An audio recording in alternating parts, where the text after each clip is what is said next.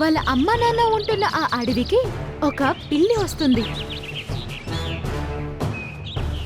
మరియు అది ఆ అడవిలో ఉన్న అన్ని పక్షుల్ని వేటాడి తినేసేది. నల్ల హంస యొక్క అమ్మ మాత్రం మిగిలింది. మరియు అడవిలో ఉన్న వేరే పక్షులు నల్ల హంసకి ఈ మాట చెప్పింది. అరే అన్నా నల్ల హంస, మీ అడవికి ఒక క్రూరమైన పిల్లి వచ్చిందంట. అది అన్ని పక్షుల్ని వేటాడి తినేస్తుందంట. ఇంకా కొన్ని మాత్రం మిగిలిన్నాయంట. ఏంటి, నువ్వు నిజం చెప్తున్నావా? అలా అయితే నన్ను ఈ కష్టకాలంలో నేను నా కుటుంబం దగ్గరికి వెళ్ళాలి.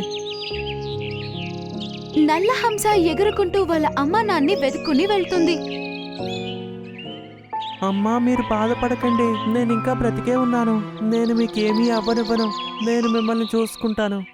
బిడ్డ, మీ నాన్న మరియు నీ తమ్ముడిని ఆ పిల్లి చంపేసింది అలా అని అది ఏడుస్తూ ఉంటుంది. అది చూసి నల్ల హంస వెళ్లి వాళ్ళ అమ్మని హత్తుకుంటుంది.